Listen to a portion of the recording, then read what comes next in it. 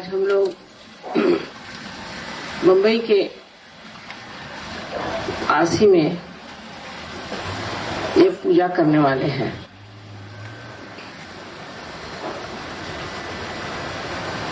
मुंबई का नाम मुंबई ऐसा था। इसमें 3 शब्द आते हैं, मुम, अम्बा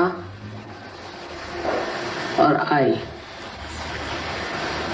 महाराष्ट्रियन भाषा में, मराठी भाषा में माँ को आई कहते हैं। वेदों में भी आदिशक्ति को ई कहा गया है। सो जो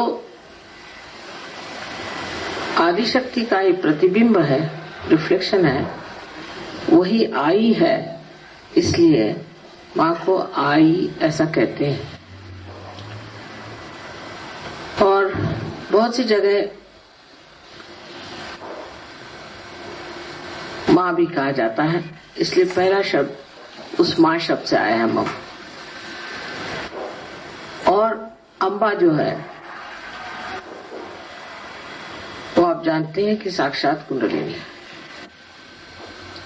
सो ये त्रिगुणात्मिका 3 शब्द है। और बंबई में भी आप जानते हैं कि महालक्ष्मी, महासरस्वती, महाकाल, ये तीनों का ही एक सुंदर मंदिर है, जहां पर पृथ्वी से ये 3 देवियां निकली हैं। हालांकि यहाँ पर बहुत गैर तरीके लोग उपयोग में लाते हैं, पर तो भी ये तीनों देवियां यहाँ जागृत हैं। सो मुंबई वालों के लिए एक विशेष रूप से समझना चाहिए कि ऐसे तीनों ही मूर्तियां कहीं भी पाई नहीं जाती। वैसे तो आप जानते हैं कि माहौरगढ़ में माँ सरस्वती है, और तुलजापुर में भवानी है, महाकाली, और कोल्हापुर में महालक्ष्मी, और वणी में अर्धमात्रा जो है, जिसे हम आदिशक्ति कहते हुए। लेकिन यहाँ तीनों ही मूर्तियां जागृत हैं। लेकिन जहाँ सबसे ज्यादा मेहनत होती है और जहाँ पर चैतन्य सबसे ज्यादा अपना कार्य करता है, उसकी वजह भी कभी कभी ये होती है कि उन जगहों में कुछ न कुछ ऐसी त्रुटियां होती है जिसका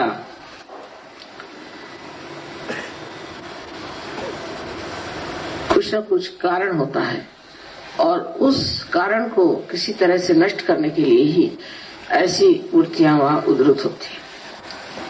कहा जाए कि जैसे अरेबिक देशों में ज़ोरास्टर ने 5 बार जन्म लिया, उसके बाद अनेक आदि गुरुओं ने वहां जन्म लिया, इब्राहिम, मोसेस, फिर अंत में मोहम्मद साहब ने भी जन्म लिया, क्योंकि वहां बहुत जरूरत थी, इसलिए ये जन्म लिया गया और वहां ये कार्य हुआ। लेकिन बंबई शहर के बारे में ये कहा जाता है कि यहाँ लोग बहुत ही ज्यादा भौतिकवादी शुरू से रहे होंगे। ऐसा किस्सा है कि एक बार पुंडरीक अपने माँ बाप को लेकर के मुंबई शहर में आ गया। वो अपने माँ बाप को एक कावड़ में बिठा करके तीर्थ यात्रा के लिए ले जा रहा था। दोनों बूढ़े थे, और जब वो तीर्थ यात्रा में जा रहा था तो उसने सोचा कि चलो अच्छी नगरी है मुंबई, तो यहाँ तो मैंने आराम किया जाए। तो वहां जब वो रुक गए तो उसकी इतनी भी चैतन्य की लहरियां थी, इतनी खराब हो चुकी थी उस जगह की भौतिकवाद की वजह से, भौतिकता की वजह से, कि उसके मन में ये विचार आया कि इन माँ बाप को लेके मैं कहाँ जा रहा हूँ और क्या मुझे करने का है, इससे मेरा क्या लाभ होगा। क्योंकि जो भौतिकवादी लोग होते हैं सिर्फ ये सोचते हैं कि हमारा भौतिक क्या लाभ होगा, इससे मेरा क्या लाभ होगा, मेरी तो पीठ दुखने लग गई, इनको मैं कहाँ ले जाऊं। तो उसने अपने माँ बाप से कहा कि अब आपको जैसा भी करना आप अपनी व्यवस्था करो और यहाँ जाइए, मेरे बस का कुछ नहीं, मैं आगे नहीं जा सकता। तो माँ बाप सोचने लगे क्या बात है। उन्होंने भी देखा कि यहाँ चैतन्य कुछ गड़बड़ है, तो कहा अच्छा ठीक है, हम लोग चले जाएंगे, तुम सिर्फ इस बंबई के नगरी से कहीं मुझे बाहर ले जाओ, हम लोग को बाहर ले जाओ यहाँ से, और उसके बाद हम चलेंगे। पहले तो मुंबई का हम दर्शन करते हैं और फिर तुम हमें बाहर ले चलो। इस पर वो राजी हो गए कि चलो इनको बाहर तक छोड़ दें, फिर मेरे कोई सरदर्द नहीं रहेगा। और उनको वो फिर बाहर छोड़ने चले गए। और जब उन्हें वो बाहर छोड़ने गए तो उनको बड़ा कष्ट हो रहा था। उनको विचार आ रहा था कि क्या इन लोगों की झंझट मेरे पीछे में लग गई और क्या मैं इनको वहां तक कैसे ले जाऊं, अब क्या होने वाला है, मेरी तो कमर सब उनका बदन सारा टूटने लगे। और जैसे ही बाहर पहुंचे वैसे उनको ठीक लगने लगे। तो शायद वो कलवा ही आए होंगे, क्योंकि कलवा मुंबई से बाहर है नसीब से। पर जब वो बाहर आए तो उस वक्त उनको फिर समझ में नहीं आया कि इतनी उनको ताकत कहाँ से आ गई, इतनी शक्ति कहाँ से आ गई। और एकदम उनका चित्त बदल गया। उन्होंने अपने माँ बाप से माफी मांगी। उन्होंने कहा पता नहीं मेरे दिमाग में ये बात कहाँ से आई, तो आप क्षमा कर दीजिए और मैं आपको ये पुण्य कर्म मेरा करने का है, मैं आपको ले जाता हूँ आगे। और यहाँ पर जो आप जानते हैं कि 2 सरोवर हैं, एक का नाम तो है जो कि पहले पंपा, इसे कहते थे पंपा सरोवर है, एक वर्णित है। और दूसरा जो है उसका भी वर्णन श्री रामचंद्र जी के इसमें किया गया है। तो इसका मतलब है कि श्री रामचंद्र जी दंडकारण्य में जाने से पहले इस जगह आए और सारे दंडकारण्य में घूमे और वहां उन्होंने बहुत सारे चैतन्य का प्रादुर्भाव किया। ये सब होते हुए भी महाराष्ट्र में और भी बहुत कार्य किया गया। अनेक संत यहाँ पैदा हुए और संतों को बहुत सताया भी गया, तो भी बार बार संत यहाँ आते गए।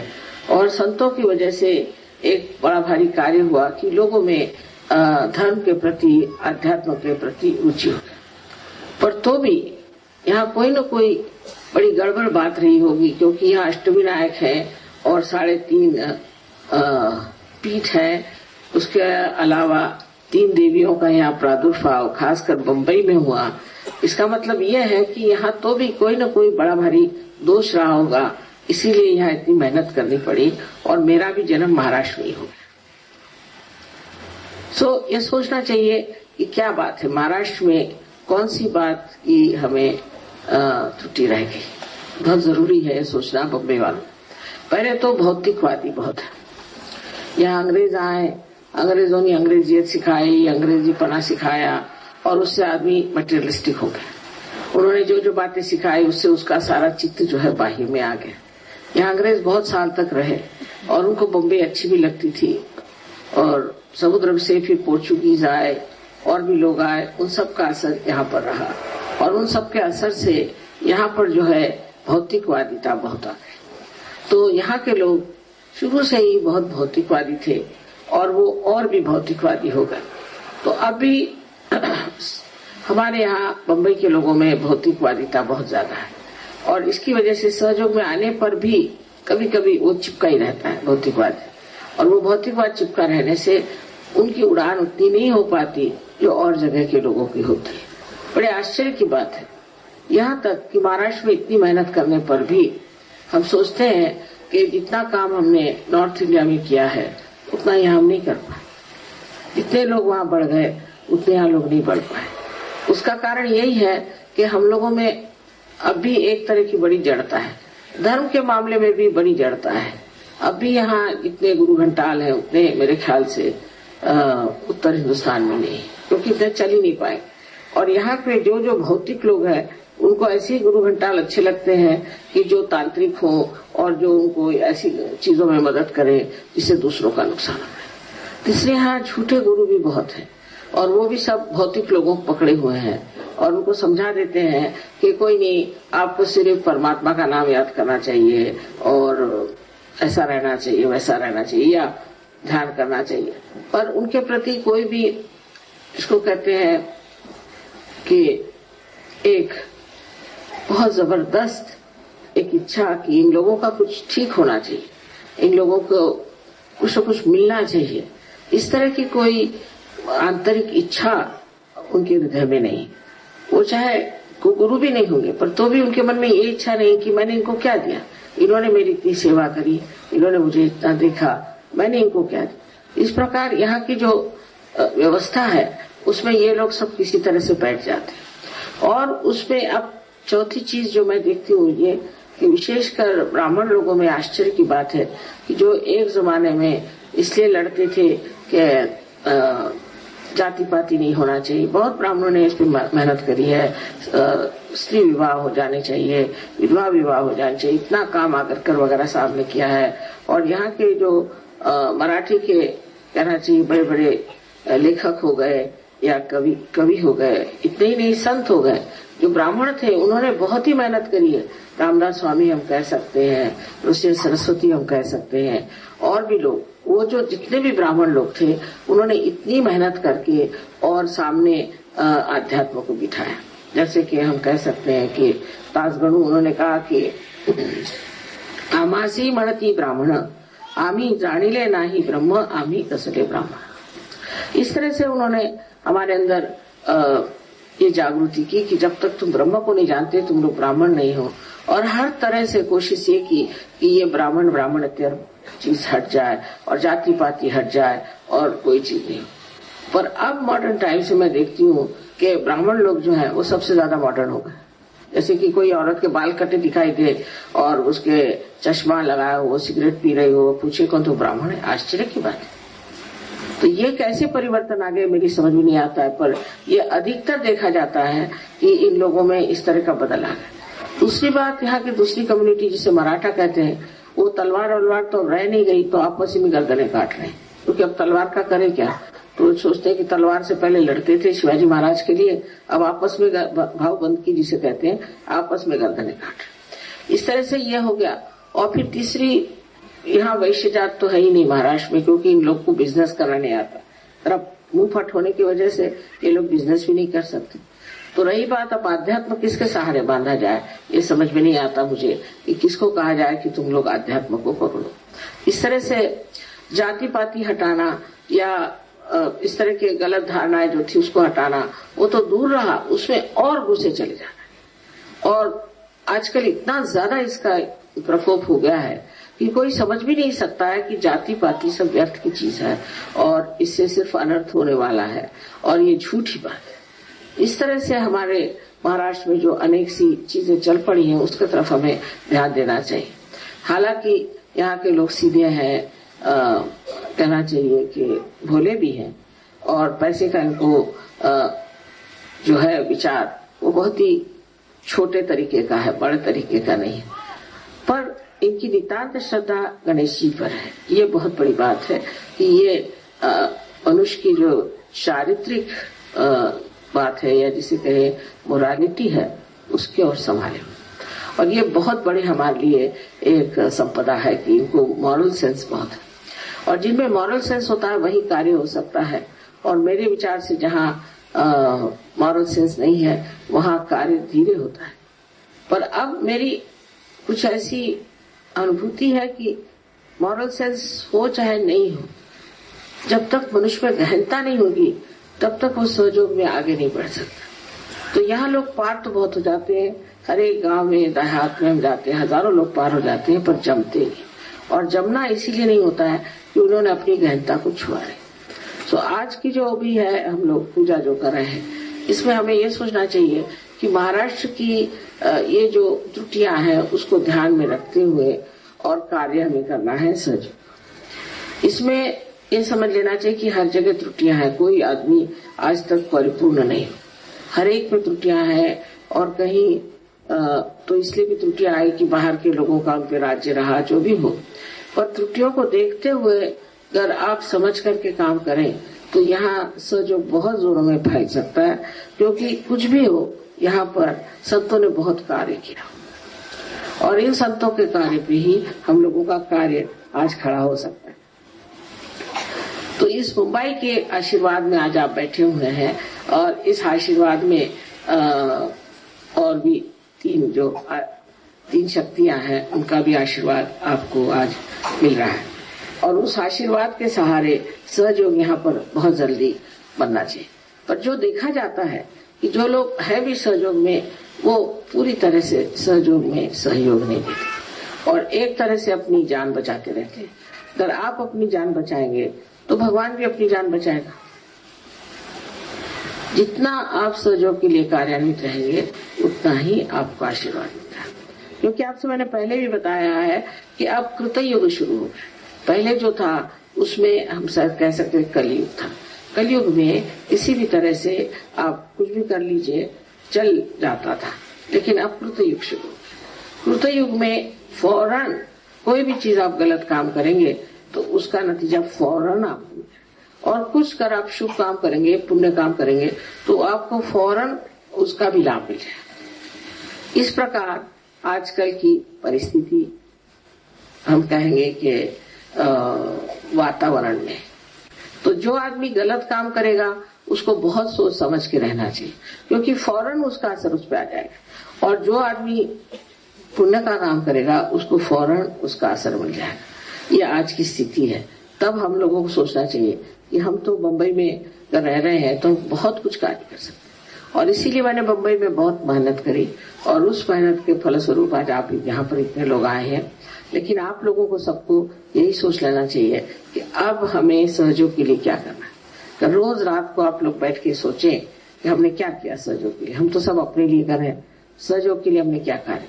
तो जो जान बचाएंगे उनके लिए फिर वो आके हमें कहेंगे माँ देखो हमें रोग हो गया, हमें तकलीफ हो गई, हमें परेशानी हुई। हो नहीं, क्योंकि अगर आप अपनी जान बचाइएगा तो उधर ध्यान परमात्मा का नहीं रहेगा। इसलिए इस परम चैतन्य का ध्यान आपकी ओर रहे। आप हर समय ये सोचे कि हमने आज कौन सा पुण्य कर्म किया, आज हमने सहयोग के लिए क्या किया, पूरे मन से हमने सहयोग के लिए कौन सी बात करी, और ये सब करने से ही आपको पूरी तरह का आशीर्वाद मिल सकता है, और आप पूरी तरह से सहयोग में जान सकते हैं कि आप आशीर्वादित लोग और आप परमात्मा के साम्राज्य में बैठे। और जैसे किसी साम्राज्य में आप गलत काम करने पर आपको कोई न कोई शिक्षा मिलती है, कोई न कोई आपको दंडित किया जाता है, उसी प्रकार इस साम्राज्य में भी होता है। लेकिन इसमें थोड़ा समय दे दिया जाता है, अच्छा देखते हैं ठीक हो जाए तो ठीक हो जाए, पर फौरन उसके आपको इशारा आ जाएगा कि आपने गलत काम किया, क्योंकि आपके वाइब्रेशन से छूट जाए। इसलिए बहुत संभल के पैर चलाना है, आगे को बढ़ना है धीरे धीरे, और आपको बहुत ऊंचे इस पर जाना है, क्योंकि आप जानते हैं कि सारे देश के लिए तो जरूरी है ही, पर सारे दुनिया के लिए जरूरी है कि हमारे महाराष्ट्र में सहयोग बहुत पनप जाए और इसकी संपदा हम सारी दुनिया को दे दें। और इसलिए बार बार कहना है कि आज सब लोग अपने मन में प्रतिज्ञा करें, क्योंकि नया साल आया हुआ है, कि आज से हम सहयोग में अपने को पूरी तरह से ढाल देंगे, उसके लिए पूरी धारणा करेंगे और अपने को उन्नत करेंगे और उसको हम संभालें। ये सभी के लिए है, इतना ही नहीं कि सिर्फ महाराष्ट्र के लिए, बट सारे दुनिया के लोगों के लिए मैं बात कह रही हूँ। I'm sorry I had to talk in Hindi because most of them are Hindi knowing people. I have just told them what is the importance of Bombay and why so many incarnations came here, and why Sri Rama had to walk in the villages and hills and dales of Maharashtra. What was the need? And the need is that they should all develop their sajog. Also, this will be the last puja for all of you in India. I hope you all have gained a lot in these different pujas and different places we have been to. Only thing is that one has to remember that the Kruta Yuga has started. Now Kali Yuga is over, Kruta Yuga has started. And in this Yuga, that the Parama Chaitanya is absolutely effective and very efficient. Now if you do anything wrong, it will punish you. It may not punish immediately, but it will give you a suggestion. It will give you a proper signal that something is going wrong with you. But if you do not try to control your footsteps, then you may go down very fast. So you have to be very careful about that. Actually, I have told you so many times that there are two forces working, one which attracts you inside and one which throws you out. So it is important for all of us to remember that this Kruta Yuga is there, and in that this Parama Chaitanya is overactive. Also, you are rewarded. You have been telling me so many stories how Sahaj it worked out, how Sahaj it has happened. All of you have been telling me very nice story. But it is part of your playing Sahaja Yoga, and that's your place in the kingdom of God. So in the kingdom of God, you are there. Try to enjoy it. That's the only thing you have to do, is to enjoy the kingdom of God. But if you try to sort of dislocate yourself from this joy, break the connection of joy by some sort of thinking which is not reality, then you are responsible for yourself. So I have to tell you that keep the connection on. Not only that, but try to make it stronger and stronger and become one with that divine force permanently, which will flow through you and will not only enlighten you, but will give you so many powers, and you will see the new life in this new year. Yesterday, as I requested you, we have to work it out now. Individually, we have to go all out to see that we spread Sahaja Yoga and talk about it. On this day, I give you complete freedom to do what you like to spread Sahaja Yoga. You need not ask me any permissions, and you can try everything that you want to, but should be something decent, should not be something indecent and something which is not behoving Sahaja Yoga. Even if you have to write letters or answers or anything, even if you have to show the anger, it should be done in a very decent and beautiful manner. And it should show that it's a yogi who is talking. The other things, whatever problems you have, will be solved in no time. But the main problem is yourself, which should be solved by you, meditative methods. And so much attention we are paying to all our extra curricular activities. But that will definitely fail. It will boomerang on you if you do not have the foundation of Sahaja Yoga. It's very important to keep attention on your spirit all the time, so that whatever you are doing, whatever you are projecting, has the base and you just don't get lost. This is a very important thing, and I'm sure that you will understand that without the nourishment from the roots, you cannot grow. So this nourishment must be kept alive. May God bless you. Thank you.